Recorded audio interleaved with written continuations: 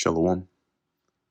First and foremost, I want to give all praises, honor, and glory to Yahweh, Bahasham, Yahushai, Bahasham, Recha, Kodash. Double honors to the elders and the apostles of Great Millstone, and peace and blessings to the elect. And in this lesson, wanted to do a response to a video that I started watching earlier today. It was done by the elder apostle Tahar, dealing with adultery not being a crime anymore, basically being, I guess, in essence, legalized in New York now, which I think they said Governor Kathy Hochul signed off on that. Let me actually just type that in here. Adultery legal in which people, they commit adultery now anyway, but they have a official definition for it. Here in the on the books, so to speak. So this is an article here. This is from tpr.org. I started watching the video, but I was in transit, so I wasn't able to finish it. But that's basically where I found out. I was like, oh wow, that's it's crazy, but it's not surprising, right? This place it just goes to confirm the wickedness of this place more and more. So it says here, adultery, this is from Texas Public Radio. Adultery is no longer illegal in New York. Not like people weren't doing it anyway. But to openly come out and push something like this is very interesting, right? You're in a country where your president swears on the Bible, right? When getting inaugurated, they got their hand on the Bible and so on. And then you, as a state in that country, legalize adultery, which is one of the grave or deadly sins in the same Bible. Isn't that interesting? So it says adultery is no longer a crime in New York. Governor Kathy Hochul on Friday signed off on repealing a 1907 law prohibiting the act.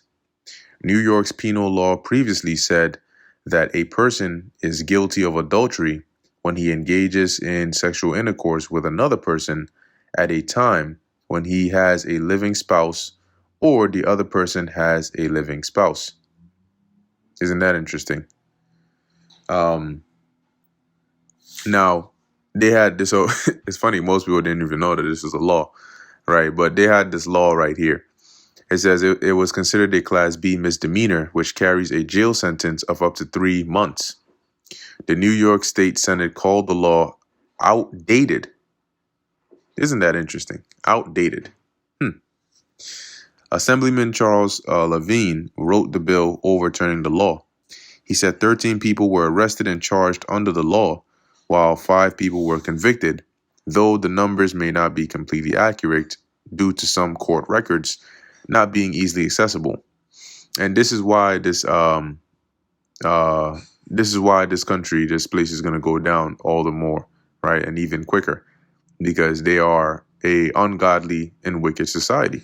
And that's why it is written, Babylon, the mother of harlots, right? Babylon the Great, the mother of harlots and abominations on the earth, right? Because this is a level of wickedness that they promote in this place.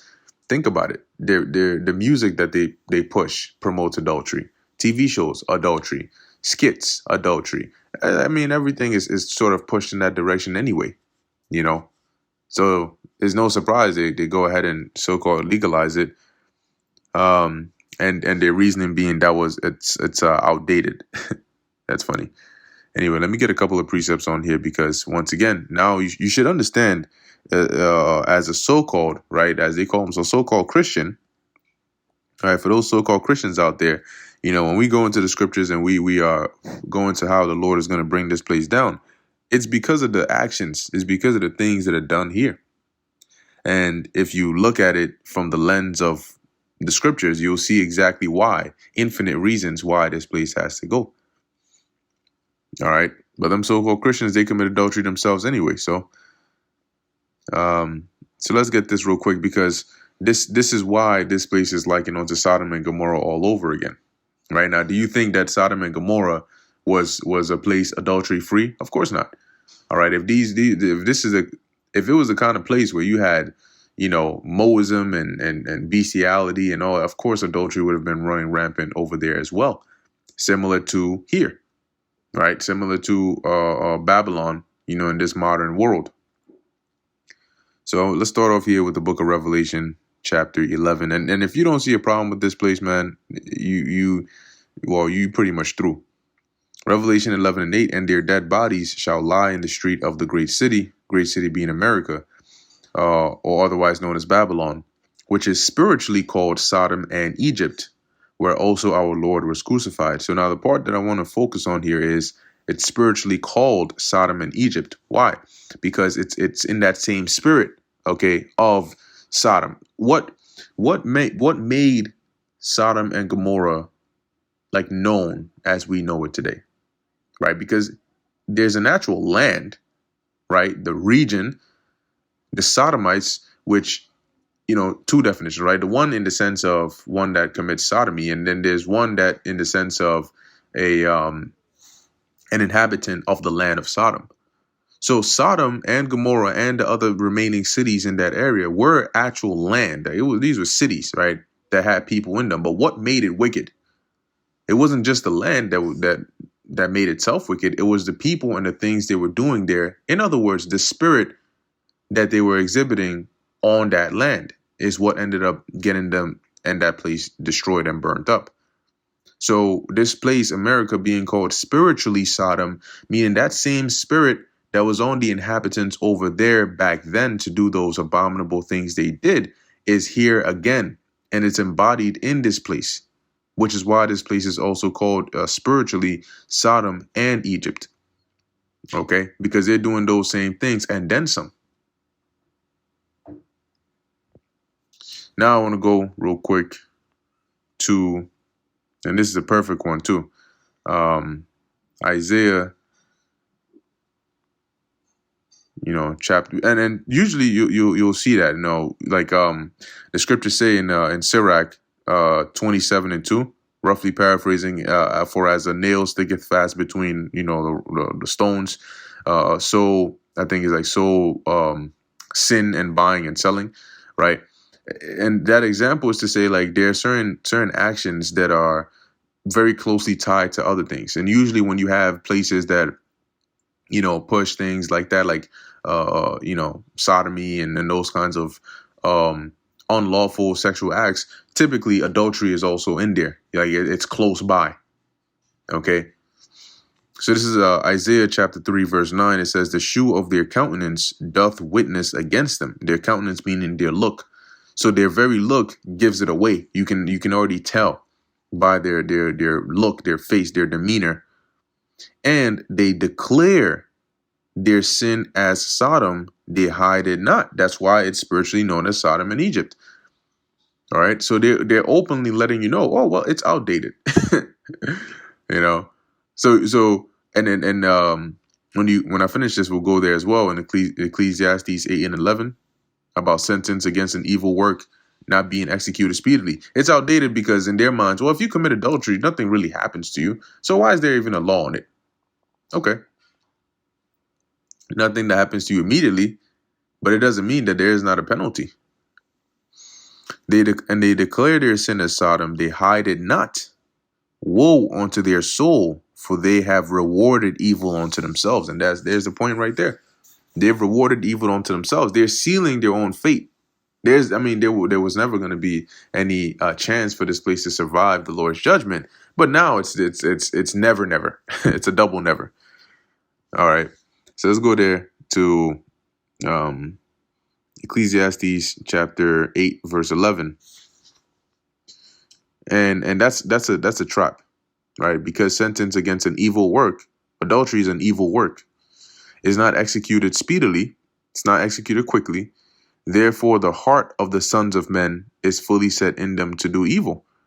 So because sinning, going off, doing wicked acts, you're not getting judged immediately. You're not living in like ancient Israel where they would bring you to the elders and the judges and then they would cast judgment upon you. That's not happening here. So People are of the mindset, well, I can do it. It doesn't, what's going to happen? That's that old stuff. That's that old way of living. Well, the new way of living is going to lead you to death and destruction. So you want to do that, go on ahead. All right. But it just another sign to show you that this place truly is Babylon the Great, great in wickedness. Amos chapter 9, verse 8. Behold, now we know this in its original sense, in its context applied to Israel, or was talking about Israel. But now you can see how it's applicable now to America. Right? It says, behold, the eyes of the Lord Yahweh are upon the sinful kingdom, and I will destroy it from off the face of the earth. Okay, saving that I will not utterly destroy the house of Jacob, saith the Lord. But now you can see how this sinful kingdom applies to Babylon today. All right, because of the wickedness that they're doing, that's warranting that judgment. Okay, that, as we read in Isaiah 3 and 9, right? They've basically brought that woe into their soul because they've brought that destruction upon themselves. So this place is through, through and through. It's there's no coming back, and it's only getting worse and worse and worse.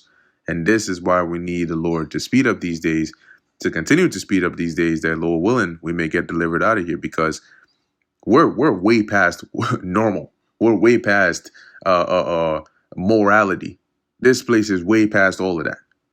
Okay, it's not borderline insanity. It passed insanity decades ago. Now it's in its own category in itself. Anyway, with that, I'm going to end it here. Lord willing, that was edifying to the elect. In closing, I want to give all praises, honor, and glory to Yahweh, Bahasham, Yahweh Shai, Bahasham, Recha Kodash. Until next time, Shalom.